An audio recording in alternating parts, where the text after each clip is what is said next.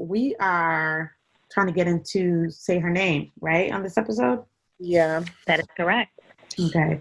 I just feel like, and I know it's not just me. I mean, I'm sure every Black woman feels like just so tired. Like we've got to this place where I'm just tired. Y'all not tired? Yeah, I completely agree with you. I think that we've been tired for a long time, and I think we were always held to a standard where we've had to deal with these issues in a way where we don't get some of the attention that, Black men do in these situations. Mm-hmm. And I know it's because probably it happens more often to Black men, but best believe it happens to us for sure. And it needs to be put in the spotlight much more than it is now, for sure. And I actually was reading an article from a law professor, Kimberly Crenshaw, and I thought what she said pretty much summed. Isn't she the one that came up? Like, isn't she the one who started the movement? Say Her Name? She started Say Her Name along with the African American Police Forum. They created the Say Her Name campaign to bring awareness. Mm-hmm. Mm-hmm. She said, "We don't tell the stories about the disrespect that Black women experience. So not too surprisingly, when the police treat Black women in ways that are continuous with that legacy, we don't have the stories." It's the same, like you said, this is continuous. This has been going on for centuries. Nothing new. Yeah, I don't think there's anything new here. And I definitely think that, one thing I always try to stay away from myself is I hate comparing like pain and trauma. You know what I mean by that? That's what it makes it exactly, Debbie. You feel like I get what you're saying, because it's still pain and trauma regardless. Because it's like no one's pain is less than the other. Yeah, because we're not listened, we're not heard, or we're not believed. They have now put us in a position where we have to compare our pain and trauma to a Black man's pain and trauma. You know what I mean? So one, I really hate that position that Black women are in right now, especially, and Black people as a whole, to where now we have to compare traumas, you know what I mean? Or we have to compare, African-American trauma to maybe a first generation Caribbean African-American trauma. You know what I mean? To like, their goal was to separate and divide, and those little things, even down to comparing traumas, it seeks to, get that, to keep that in place. So one, I really hate things like that.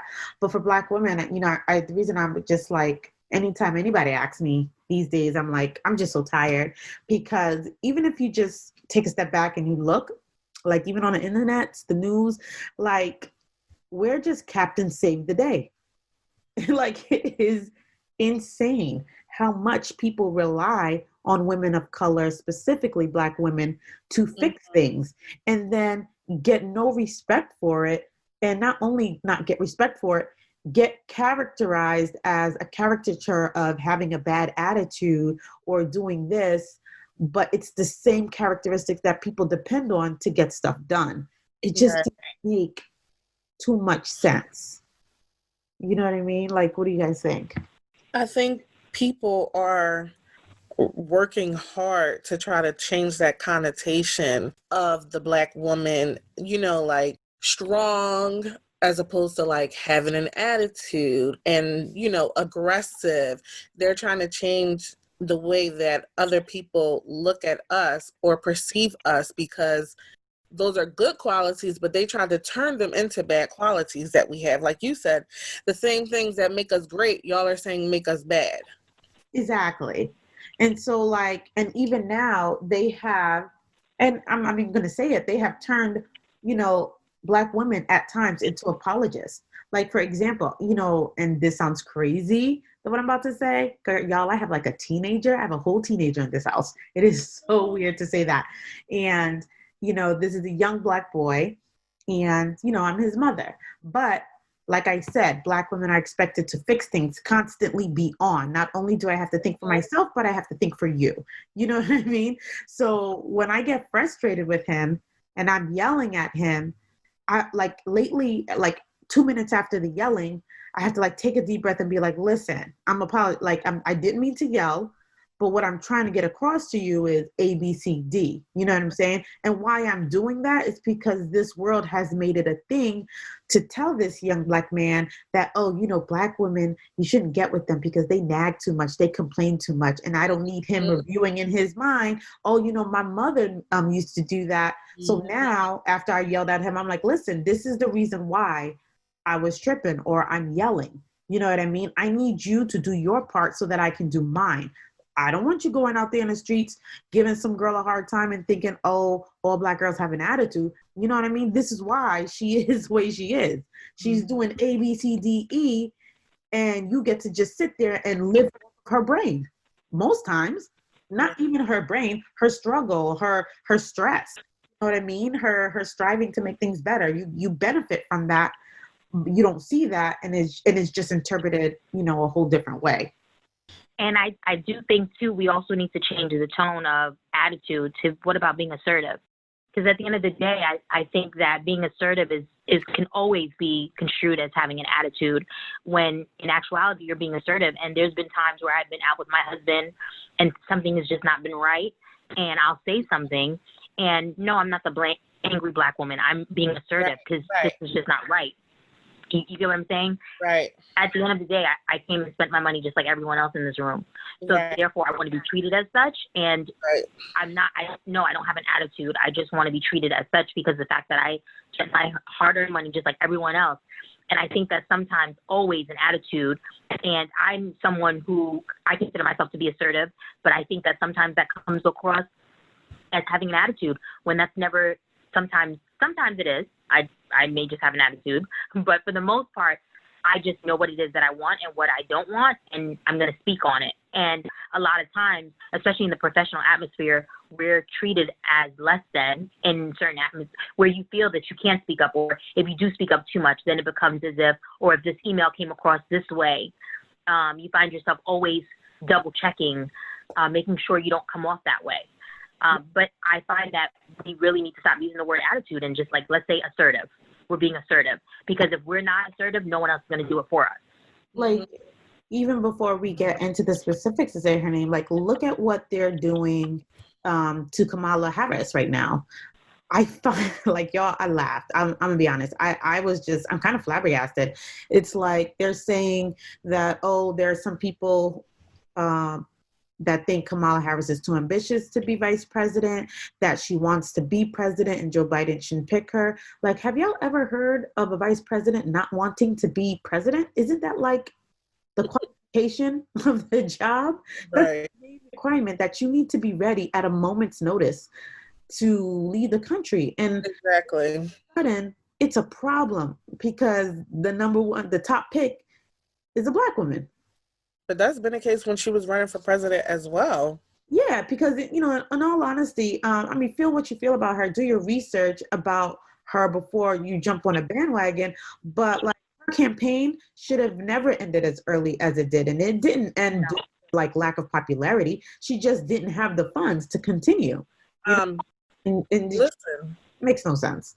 Kamala Harris. And to be truthfully honest, Biden has experience, but she has a lot of experience she has a lot of experience. So I think that a lot of experience. When we're looking, say that she has more than or less than Joe Biden. I mean, she's only a plus to him, I would say, if that's what you're trying to say. But that's what I'm saying. She's not a negative. So for them to, but I think they depreciate the value of her because of the fact that she's a woman, as usual. And yes, the whole point of you being a vice president is to one day become president, or if not to one day become president, it is to one day, any day you could become president. It's like, that's the whole point. You have to ready yourself to be president. It's exactly what you're saying, Debbie. Naya, what were you saying? You were talking about Kamala Harris, and I was just going to say what they did to the First Lady of the United States compared to Kamala Harris, that was a walk in the park. Michelle Obama wrote a whole chapter in her book about how the journalists tried to discredit her, even going as far as talking about her physical body. Yeah. Mm-hmm. No, definitely. Outside of her book, I remember that in real time, the monkey, the ape and heels, the big butt and all of that. Exactly. I remember that. is very And when she at the time. in her book, when she speaks about it, I know you haven't read it, Debbie, but in her book when she speaks about it, she speaks it with so much. She speaks about it with so much. You could still hear the pain in her voice, right, as she's speaking about it. Oh, she was because completely. It was to the point where I think she even told. Yeah, I think she even told her husband, like, I'm not sure if I'm built for this. Well, I know I'm not built for this, but the second part about it is that I'm going to take a full step back. Like, she started finding herself wanting to talk less and give less speeches. And she felt so compelled to tell that side of it, because I think that a lot of times, I think everyone kind of knew what was going on with the media, and we saw the mimics on Fox News. We saw all that stuff. But I think being the person in that situation, and that happened not only just for the campaign run, it happened all 8 years. I mean, so yeah. Well, we're not gonna jump on Al Gore's internet and say I haven't read the book, girl. I read the book. I went to her talk. So no, but no. You say Al Gore's internet? Al Gore's internet. She always says Al Gore's internet, girl. Always. That's her favorite thing to say.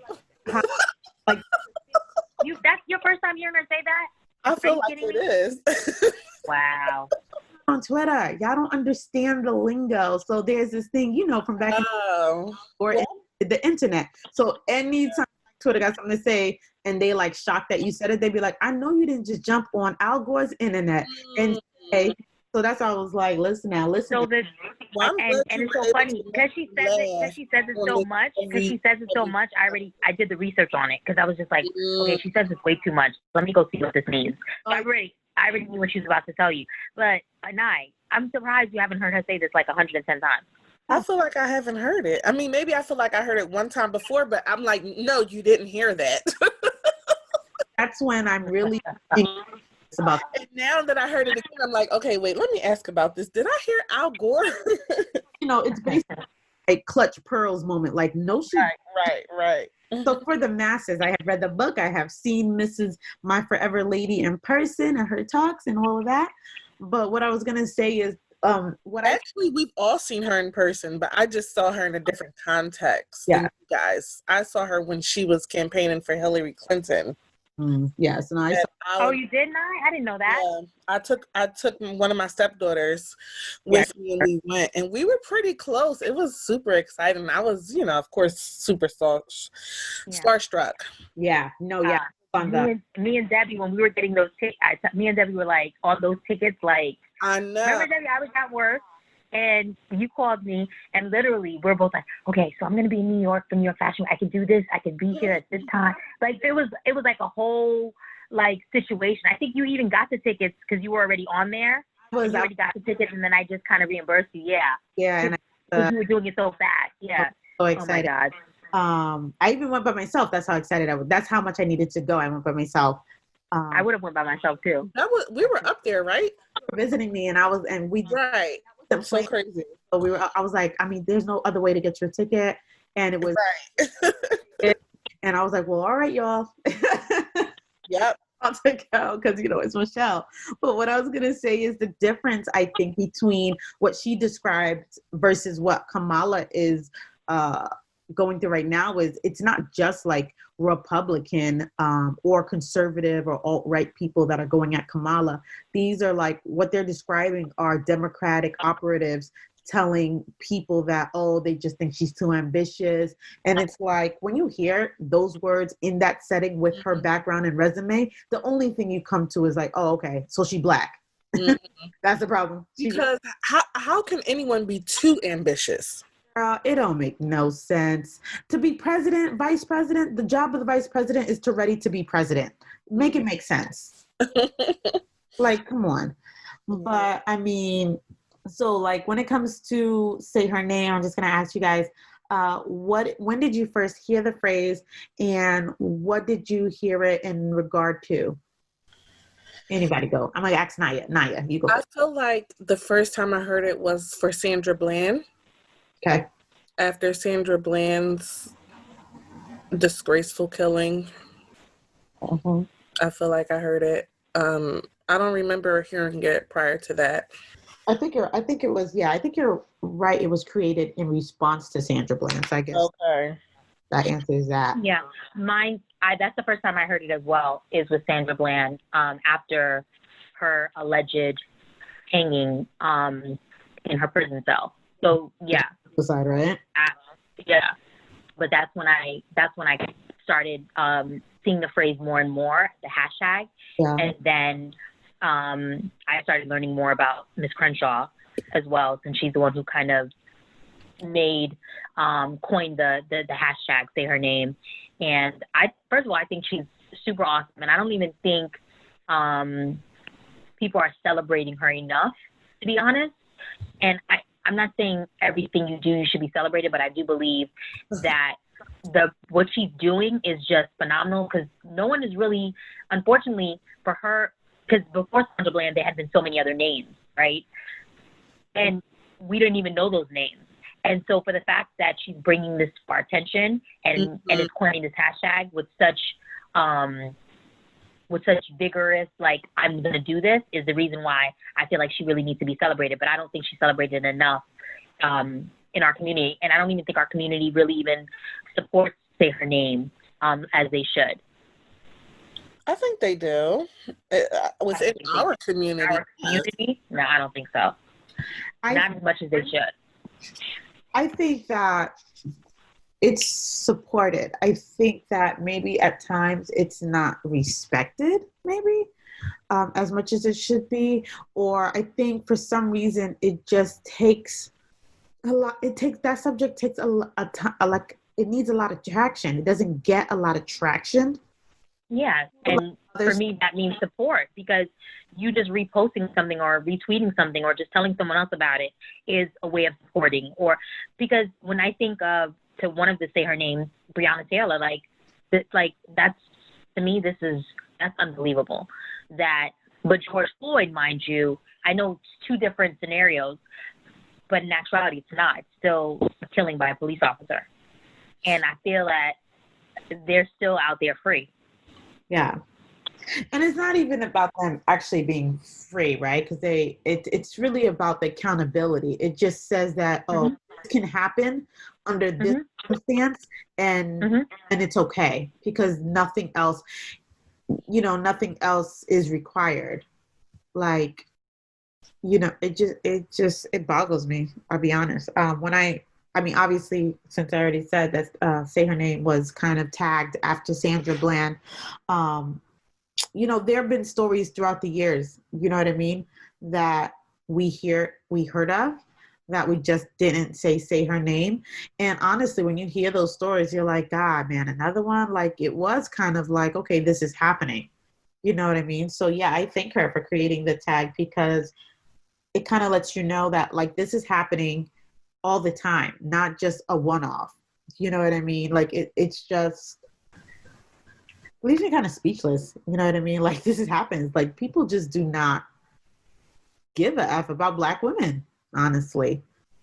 No, they don't. I mean, and I know people will hear and be like, oh, that's not true. What I mean is on a grand scale. Right, exactly.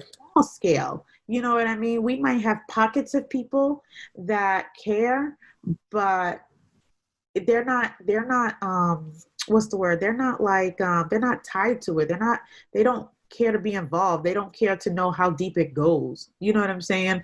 Like, from being killed by police unjustifiably, or if it's somebody at your job who stole your idea and repackaged it as their own, or being on a team and carrying that team and you still don't get the recognition from it. Right. I don't think they realize how far it goes. You know what I mean? What do you guys think? I mean, I agree with you, but I think that we're trying to change that. Like, Black women are doing the work to change. That. Thing was getting about what you said earlier. Like, you're absolutely right. Black women are doing the work, but it's not going to go anywhere if it's just Black women. But I also think we're like, forget everybody else. We're supporting each other. We're uplifting each other. And that's enough. We don't need it from the outside. Within our community, we can do it. and that's enough. That's what I think. Oh, that can't possibly be the thought, though. It can't be enough because we are not in enough positions of power for that to be the case. You know what I mean? Like we that and that's how they built it. Even with black men, it can't be enough because we are not everywhere. We don't run everything. We are not in some of those positions. So unfortunately, yes, we will carry our movement, but our movement and even civil rights movements and other movements, George Floyd movements, it can't go far enough if we do not pull people from the other side. Yeah, but I don't think we're going to be able to. I mean, that's a sad realization, for us to come to. But I do think that we need all hands on deck. First of all, we need all people of color and Black people to be, ready to go. And then we also need, Black men on our side. And that's where I'm coming from. That's exactly where I want. Yes, all hands on deck. And I do believe when I say our community, I don't mean us as women. Even though there are some women who are still, I don't feel, get the concept of not tearing down another woman and really fully being there and supporting another woman. I think that as women, we still struggle with that, but I think that that's just the human nature. But I also believe that we do need men in our community to fully support us, because we can't do this on our own. We're going to need them to fully stand up. Like if they're in a conference room and there's a man in there speaking down on another woman who works in that building with them or works in that office with them, and they're not standing up for that woman, that's a problem. Right. And what I mean, our voices need to be heard. And when I say our voices, I don't mean just African-American women. I mean Black men as well. The same way we stand up for them, we need them to stand up for us. We need them to, if they are in a position to maybe give a Black woman the same amount of money that another Black man is making, do that. Make that happen. You get what I'm saying? I don't need the hashtags and just, I'm supporting you. We need you on deck for real, for real. So I always tell people, somebody tag Terry Crews. Thank you. Oh God, we don't even have time for Terry. I'd be on Twitter. Listen, I'd be on Twitter just harassing him because he's not fit. He's not. But if that was my husband, I would you got to stop. I would love to know what his wife is doing, saying. He's all in right now. All in because unfortunately their lives are ruled by that Hollywood and wanting to stay in that atmosphere there. Mm-hmm. That is the only reason he's the way he is right now. But I find that what happens is, what the support Mei Jing was talking about, is that people, our people specifically, like Black men, Black women, what happens is we all have negative aspects to ourselves, whether we want to realize it or not. And we all react negatively at times to, interactions among each other. I find that in order not to, the reasoning that some Black men don't support Black women and some Black women don't support Black men is because of the 10% of negative interactions that we've had with each other. And I just don't understand how you throw your whole other half based off 10% negative reactions.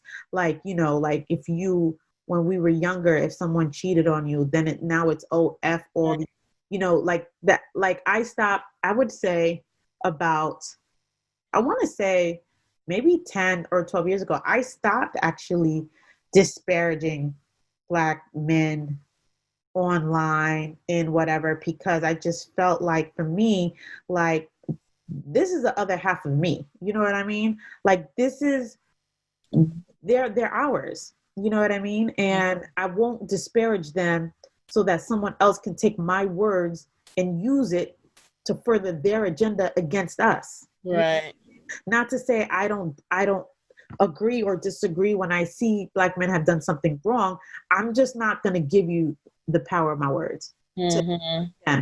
And I just wish that same sentiment happened for Black women as well. You know what I'm saying? Because when a Black woman does wrong, or she did a guy dirty, or she did a trick, or she did this, the vitriol online that some Black men spew in regard to that is insane. It is insane. Oh, y'all want to do this. Y'all want to do that. Y'all don't need a man. It's spend 5 minutes to learn where that person is coming from, why they have that attitude. You know, and can we just and to even piggyback on more of what you're saying when you said that, it's kind of similar to, like, I don't know, for a minute they were talking about Lori Harvey, and not to get off topic because obviously Say Her Name is about all of us, but I want to stay on topic with some of the women the cause is about. But Lori Harvey is one of the women that, because of the fact that maybe she was hanging out with, I think, Diddy and then somebody else, and they all of a sudden. But meanwhile, we have someone like I forgot his name. Oh my God, that quickly. Sierra's ex-boyfriend. What's his name? Future. Or baby daddy. She also was linked to him. Yeah. But whatever. So he's been popping through a lot of things, as we know, via social media, right? We've seen him in these streets with different women or had so many whatever. I just always feel like Black women are always, or women just in general, but primarily Black women, we're put as a standard where we're supposed to be there to support and have your back. And the minute that we have a life outside of you, or we want to, like, it's okay for a woman not to want to have children. It's okay for a woman not to want to get married. It's okay because there are men. I had this discussion with my husband because we were talking about like how 50 Cent has never been married or how Diddy's never been married. And when you look at a woman who's never been married, like, oh, what's wrong with her? You know, there's nothing wrong with her.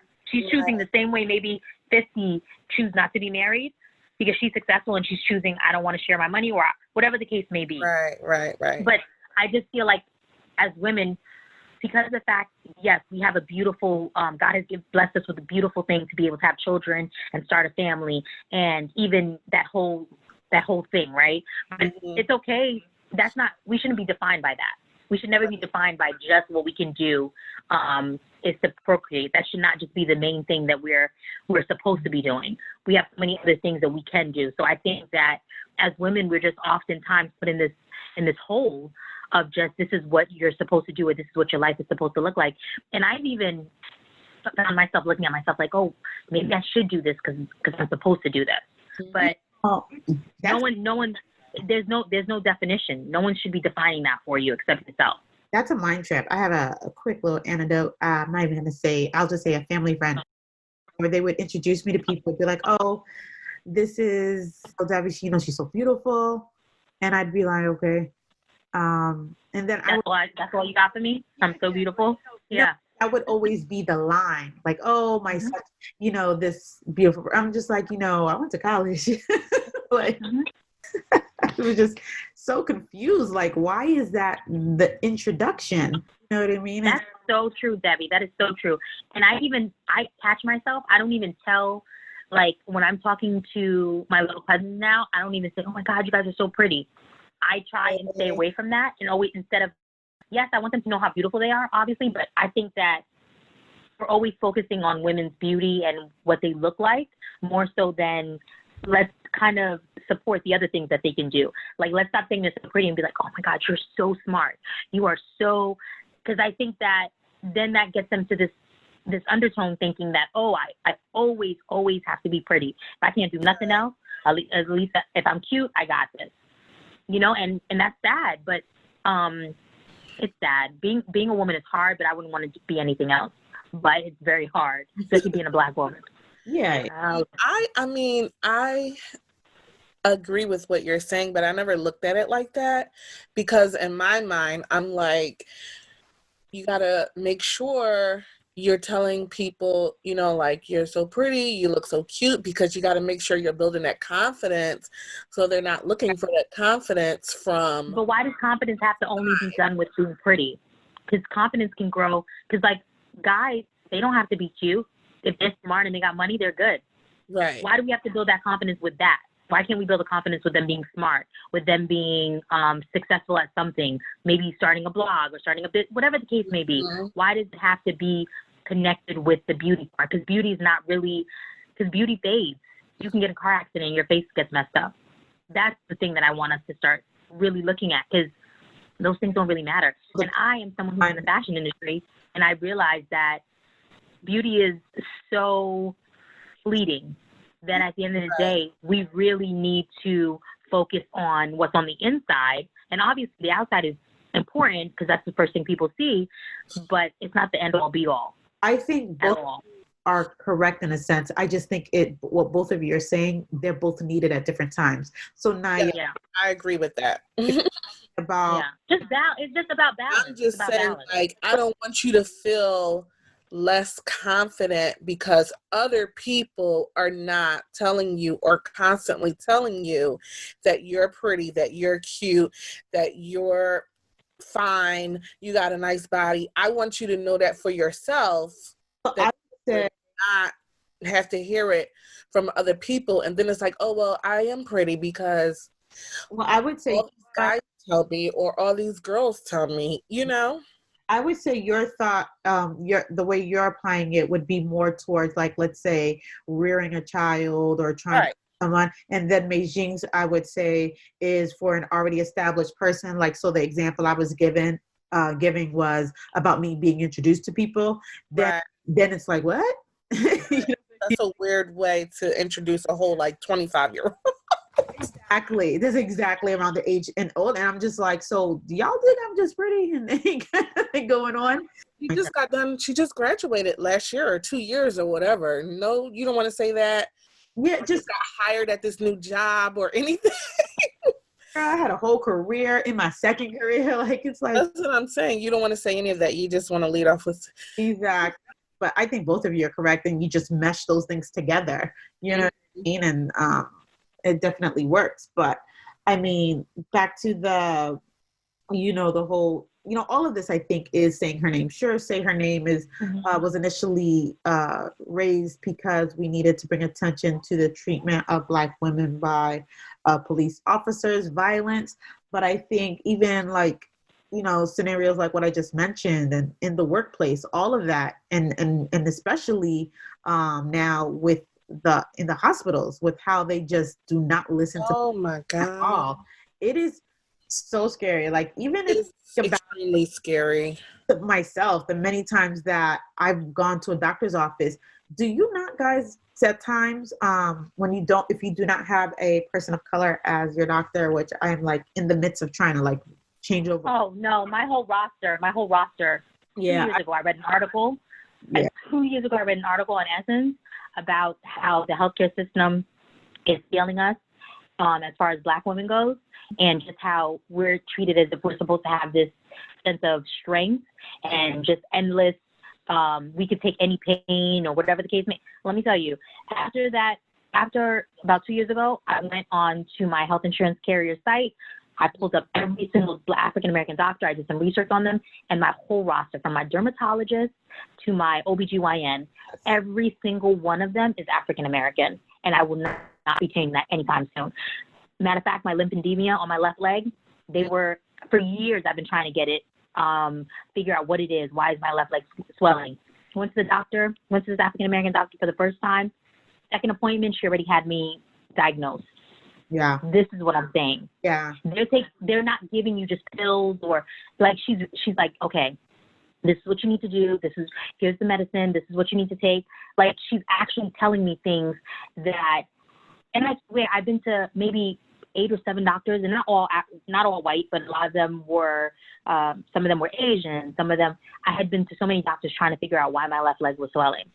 And I went to this doctor, and she, like, the second visit, she's like, okay, so we figured it out. We did some research. We looked at your history because of your mom or whatever. And I was like, wow. I was so impressed. I was like, Dr. Barber, I'm never leaving you, ever. Just to go back to what you were saying, Debbie, about the health. I mean, both of you were saying about the health. Did you guys hear about the 26-year-old healthy young woman in Brooklyn, New York, who passed? Shaija Washington, maybe? No, drop some information on her. What happened? She went into the hospital for a routine stress test, and they saw that her blood pressure was too high, and they did not give her any medication to treat her blood pressure for 2 days. She had a C-section, and she died during her C-section. Wait a minute. So she went into the So she went into the hospital for a stress test while she was pregnant. She went into the hospital for a routine stress test. Yes. While she was pregnant. Yeah. That's a big. And then, pregnant women don't just go into the hospital for routine. That's what I'm saying. That's what I'm trying to figure out. Like, that was a routine. I understand what the article, but I'm just telling you, as someone who's been pregnant and had babies, like pregnant women don't just go in for a routine stress test. That's what I thought. Maybe you were saying that she went in for a stress test just in general, and then when she went, they found out that she had high blood pressure. They never gave her medicine for it. She got pregnant, and then that's what I thought you were saying. Oh, so you're saying. Wow. I can accurately guess that this medical malpractice lawsuit is going to be based off the fact that her doctor did not notice that she had preeclampsia. Right. That's what that's going to be, because preeclampsia is the number one indicator is high blood pressure and swelling. Right. And Black women pregnant women do not go to the doctor for stress tests while pregnant. Not simple stress test if she's close enough to be induced with a C-section. That, you know what I mean? And I mean, I've had situations like that in my own family, since I don't have permission to discuss those, I'm not going to say, but these doctors out here, they will be very combative. That's what I was basically getting at. Like I'm in the process of currently trying to change over my whole roster. The area where I live makes that a little difficult, but going into the doctor's office and you're literally doing battle with these people to express to them your pain and what you're feeling. And they're like, maybe it's all in your head, and it's not, you know what I'm saying? And then I read actually something recently that said that this myth surrounding Black women and the way we handle pain just stems back from history. We would, be able to withstand, an inordinate amount of pain. So we come into, like a hospital or whatever, and we what's wrong. It's like, oh, you don't really have that much pain, or you can go home, or you're just pill searching. You know what I mean? Right. And the number of C-sections that they give to African American women compared to white counterparts is crazy to me. I think that. Because I think a lot of times, I know health insurance, I think they make more money if you also, it's a business as well. Right. They make more money if you get a C-section. But at the end of the day as well, Black women are more prone to be advised by their doctor, I think we need to do a C-section. Right. Like real quick, like before anything. I don't know that. And I think. And we're two to three. Yeah, it's very, there's, from pregnancy related causes than white women. Yeah. That's huge. Yeah. That's huge. True. Because, I find a lot of women be like, I went to the hospital, my blood pressure. I hear that one all the time. I automatically know it's preeclampsia. Matter of fact, there are times where I'd be like perusing social media and I'll see somebody, they're pregnant. I look down at like their feet and I'll be like, I'll inbox them and be like, sis, you need to go to your doctor. It shouldn't look like that. You might possibly have like preeclampsia. I've done it like 4 times just to let people know. Because I have had people who have gone in, like you said, this girl went in, high blood pressure, and then boom, because it can happen very quickly. You know what I mean? That's super scary. Yeah. So like even with health, like say her name, like it covers so much. Exactly. But I remember with Sandra Bland, like that case still doesn't make any sense. For someone to be so active in the fight for social equality and holding accountable, to have such a what do you call it? Because her police arrest video, it was tense.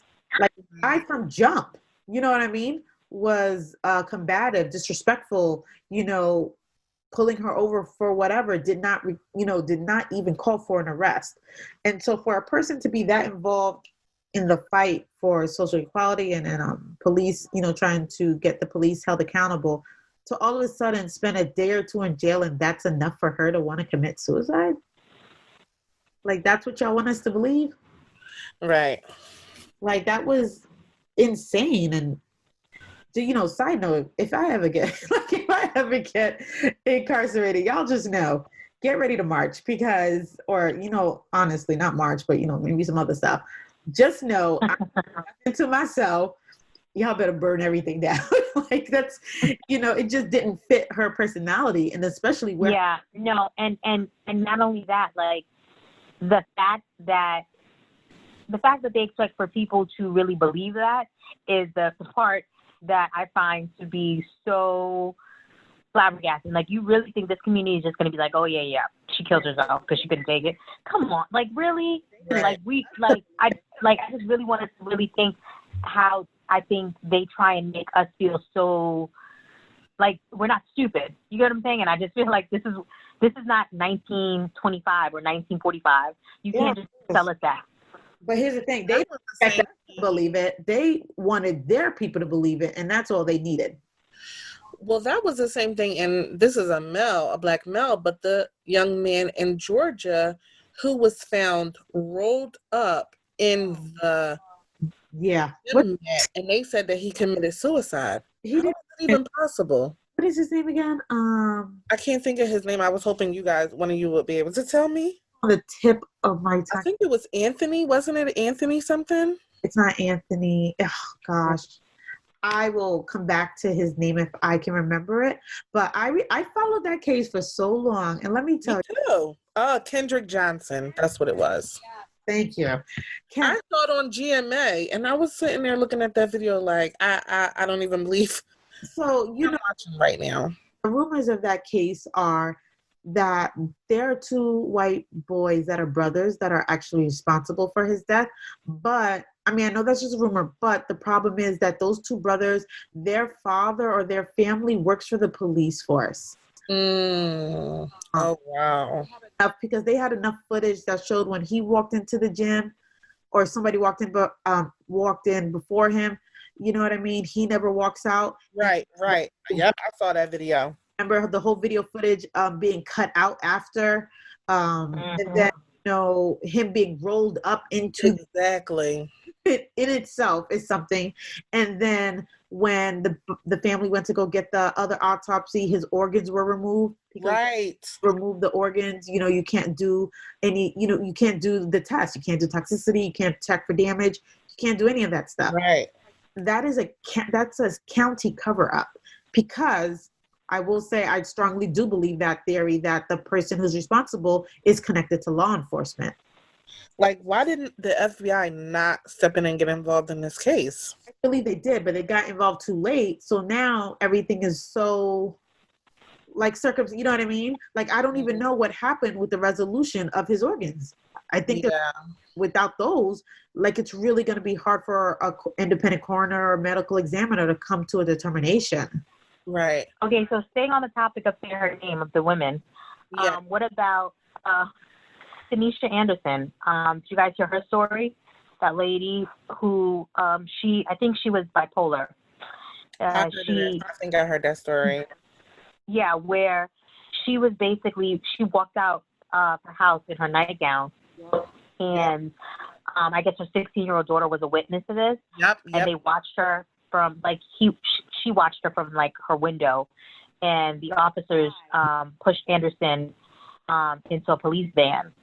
And by the time they took her down and put her in the van, and by the time they got to the hospital, she was found dead, and the coroner ruled her death as a homicide. Yeah, I think this is say her name, so we're gonna say all their names. Like, I do remember that. Yeah, that's what I'm saying. Like, it went away. Like, about Rakia Boyd. You know what I mean? Like, we're just gonna tell everybody's name. Like, she was killed. For anybody listening who doesn't know, she was killed by I believe an off-duty Chicago police, and to this day, it's still unclear what led to her death. Like, they're saying that she was standing next to her boyfriend, and the cop, mistook the boyfriend's cell phone as a gun. They shot at him. I think the bullet caught him somewhere, his hand, but it killed her standing right next to him. Mm-hmm. You know what I mean? And nothing. And then think about Atiana Jefferson. Yep. You know what I'm saying? Like, a neighbor called, and it's like, you got to take these phone calls Oh my God. No, this isn't the neighbor's fault because the neighbor called the police because it was really late at night and the door was open and it's the neighborhood, so he called the police to be like, listen, my neighbor's door is open. I want somebody to come see if she's okay. You call to get a status check on someone, and they shot her and killed her. Exactly, but at least that officer is got charged. But yeah, I'm just waiting to see what happens with the trial.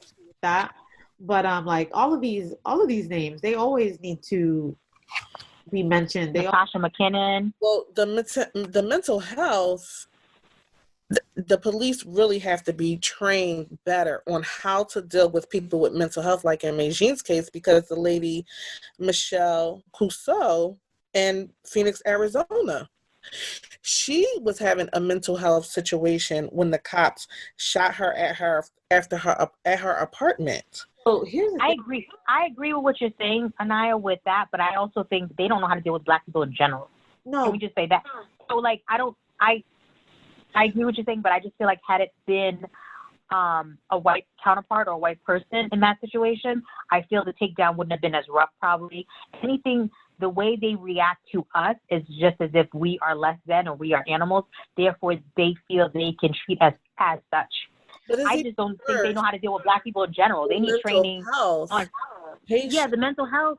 But I think the mental health is not the only thing. I think just in general, even if you have a mental health, I think that they don't know how to, because mental health, yes, but I think they react to every Black person the same, whether it be mental health or not.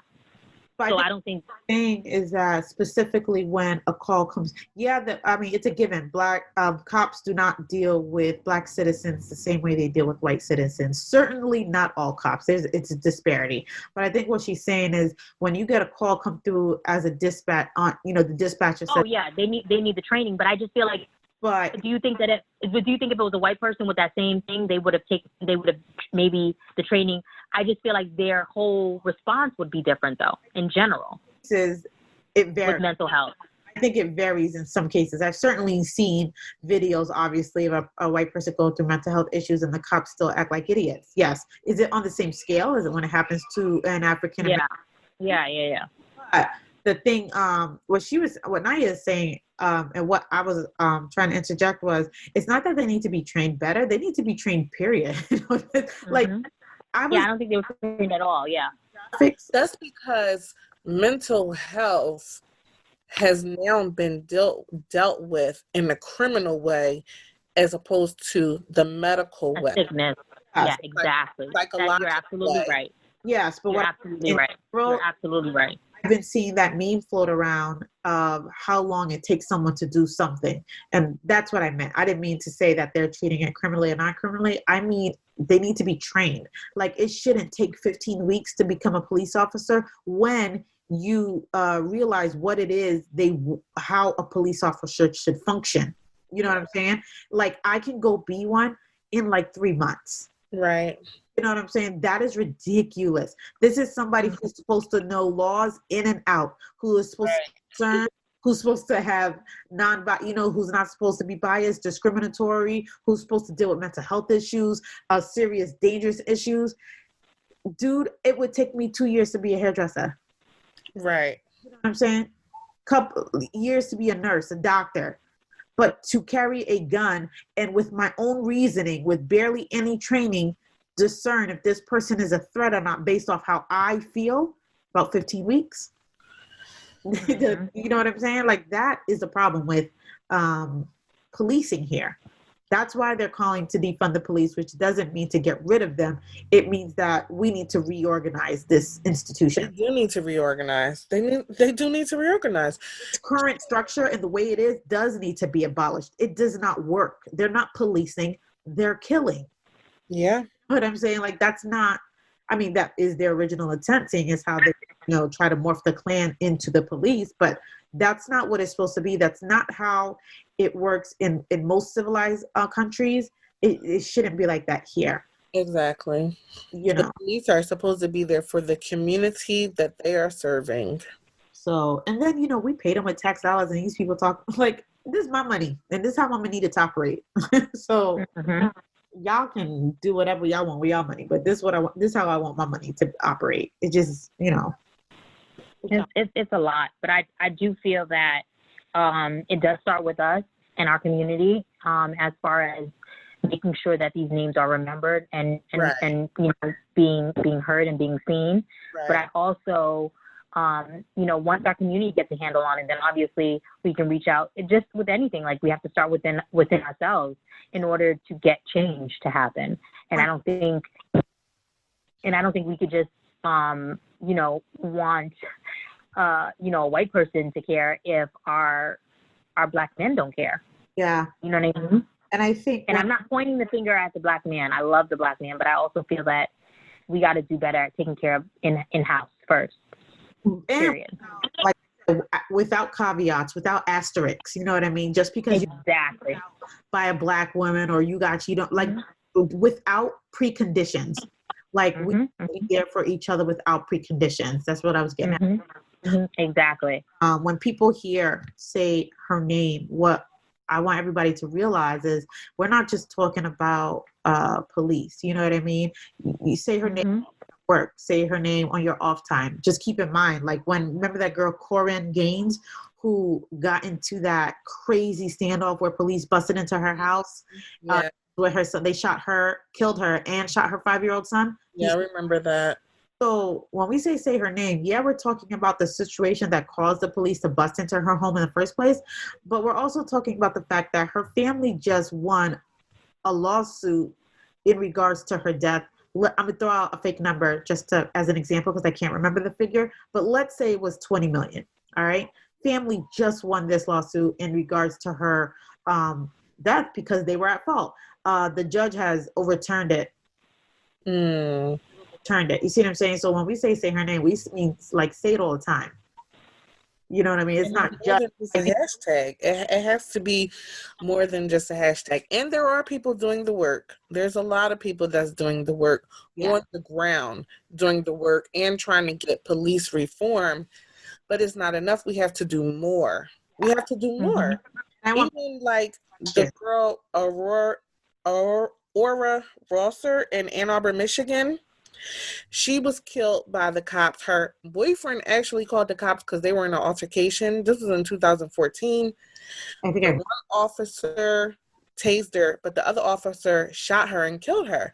Wow. Now, the cops wasn't charged, but there was police reform around her case for cops to now be equipped with body cameras. But the body cameras, that's not enough.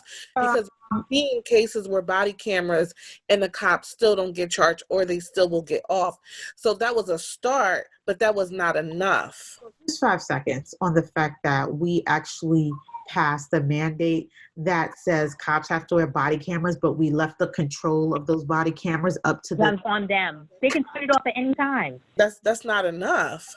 Like there is a system, I believe, where they get reprimanded if the camera goes on, off, but I don't know in what world did it make sense to have them wear body cameras that they control. Like it needs to turn on when your shift turns on and it turns off when you make it back to the precinct. It shouldn't be controlled by the police officer who's wearing it. That's crazy. I mean, I'll be honest, I don't know why they turn them on at all. It's just like they control them. It didn't make sense to me. But I do agree with you, Majine, that it starts within our community and we need to be protected by our community and by our Black men. No, for sure. And, because what Black men fail to realize too is that we are the ones who have raised you. We have the ones who have, I just think that. We've given you everything that you have. Like I just feel everything that you are is because I just feel a Black woman. And we can talk on this topic forever because it also goes back to how a lot of African American families have been deconstructed by systematic racism.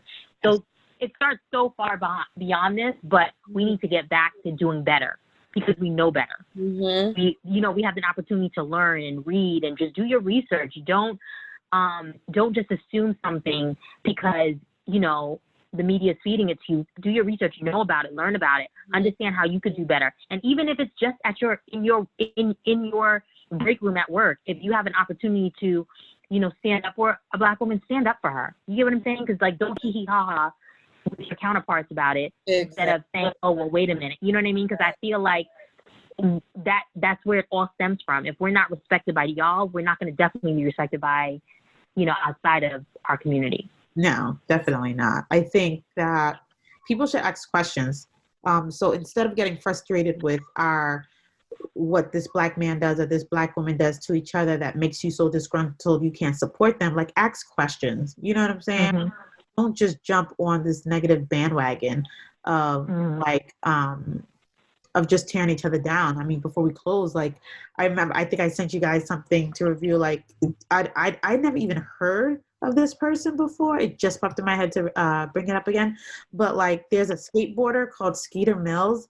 Like, when we say protect Black women, that also means checking an ego sometimes. The video went viral where they're outside of somebody's housing, and the girl says something to him, and he's a skateboarder. So, and I mean, he's a skateboarder. So he has one of those official skateboards, the long ones, sturdy, whatever.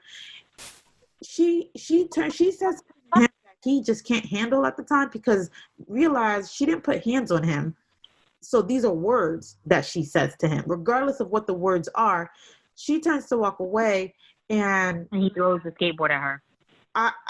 He took her head off with the skateboard.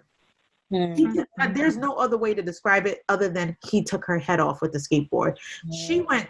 It was like a boxing match. She went down and stayed there, and all you hear from him is "F out of here, trying me like that." And all you hear from the guys who are filming the video is just straight laughter.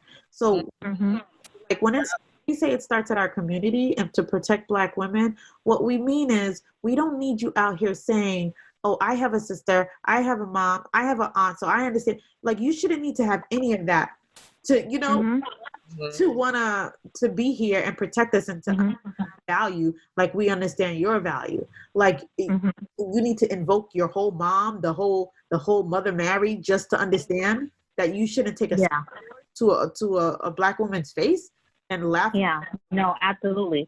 Like, I was watching, I agree. I was watching something, and this guy choked out his girl, and it was like a couples thing. And this guy, I saw that preview. That was the guy, and every single man sat there. Only person that the doctor, the psychologist or whatever, or the counselor, I guess. Yeah. It was a clip I saw on social media, and only the doctor is the only one who went in and stepped in. I mean, the Black doctor. Every other man, the men didn't even flinch.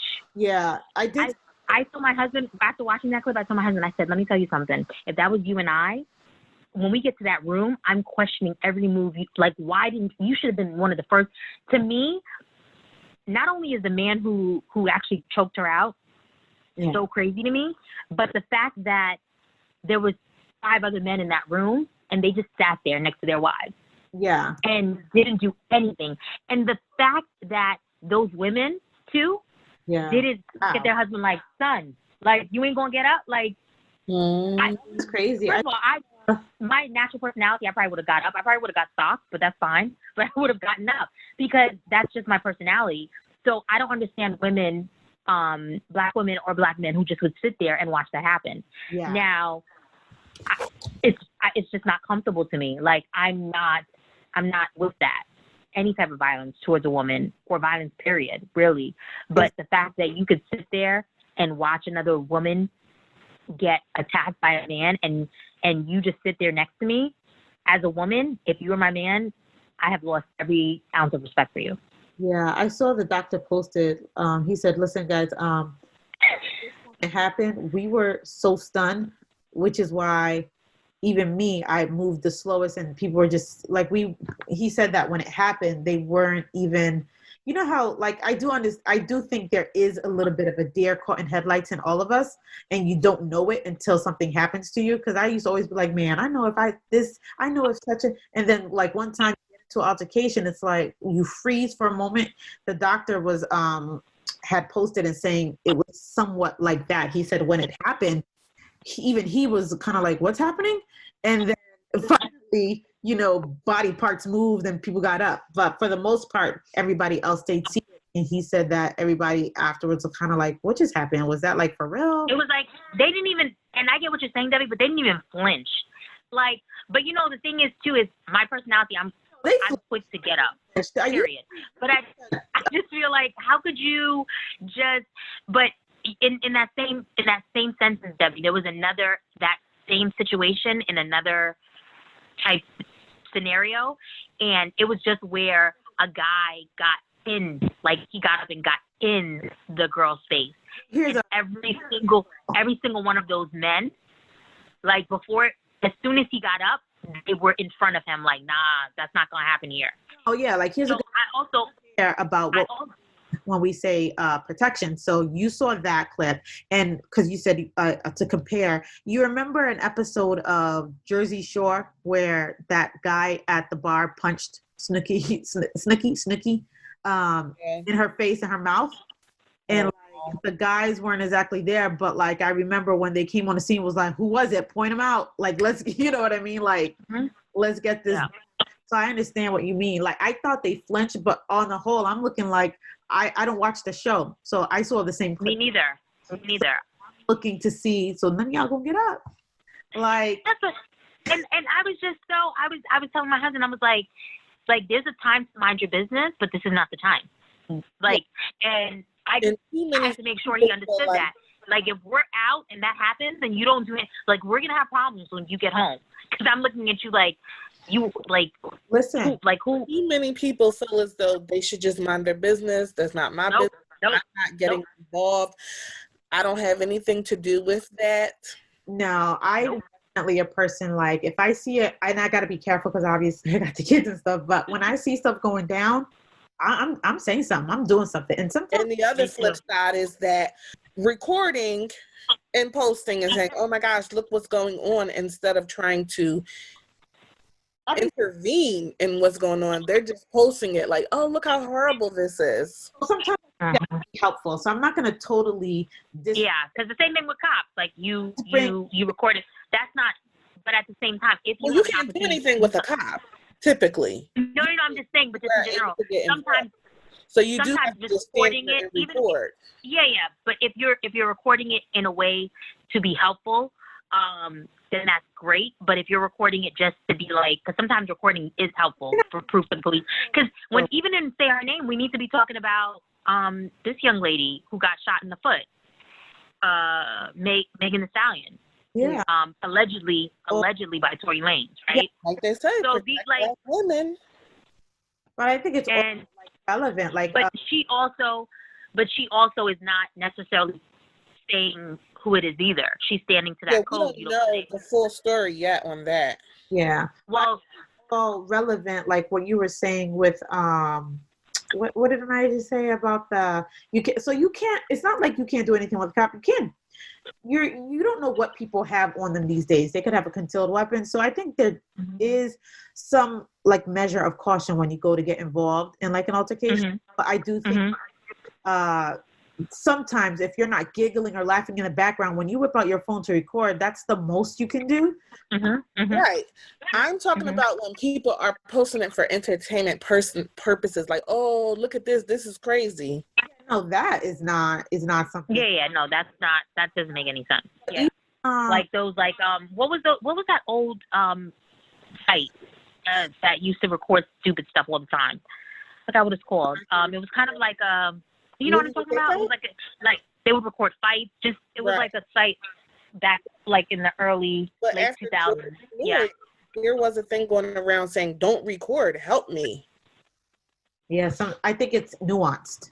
I think that if the person who never recorded Eric Garner never say breathe, you understand? But I also understand, like, I think it's nuanced. I think you have to judge for yourself, but recording something for entertainment value, negative. Like, that's not something that needs to happen. But definitely jumping in and helping, I think that's a nuanced answer. Like, I don't think there's ever going to be the right answer, especially since when you go to jump in, you realize you're putting yourself at danger too, and that outcome can go any which way. So Right. it's just your level of comfort. And then, some people think, okay, what's the best way I can help? Recording has, it has helped. It has become fodder for some people. So had we not had that recording on George Floyd, we would not have none of George, half of the things that have gone on with this protest and just this moment wouldn't have gone on. Yeah. So, I mean, to rap, say her name. What are you guys' last thoughts? Want to start with Naya? Any last thoughts on say her name? Like I said before, it's more than a hashtag. These are lives. These are families that are affected by their child, their cousin, their aunt, their mother, killer, free, walking around, no accountability being held. It's more than a hashtag. For me, I completely agree with you with everything you said, Nye. I definitely think it's more than a hashtag. I also, will say this. We have to start it within our community. And that means in the break rooms, that means wherever you are, where you have an opportunity to stand up for a Black woman, I need you to do that. And I need you to do it in a way that shows that we're not going to stand for this any longer. Like, we have to protect each other, because if we don't protect each other, who's going to protect us?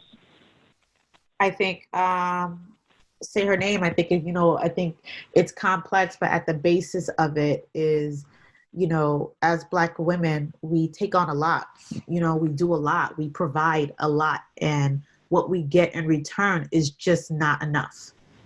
You know what I mean? I think that we need to be more respected. I think we need to be more coveted, cherished, and, I think we need to be treated how I think like our production output needs to be the way that we're treated. Like, we need to be, held up. You know what I'm saying? And I don't want to get to a space where say her name is even a thing because it should be automatic. You know what I'm saying? Exactly. I don't I don't want to be knowing like the LaTanya Haggertys, Corin Gaines, Rakia Boyd, Kayla Moore, Michelle Clouseau, like you said, Tanisha Anderson, Tiana Jefferson, Sandra Bland, The latest one, Breonna Taylor. No, Breonna Taylor, like Breonna, like it shouldn't, like I don't want to be knowing their names because it needs to be automatic. You know what I'm saying? Like, it shouldn't take this to bring awareness to that. So, we'll say their names until we no longer have to. And until that, we just proceed accordingly.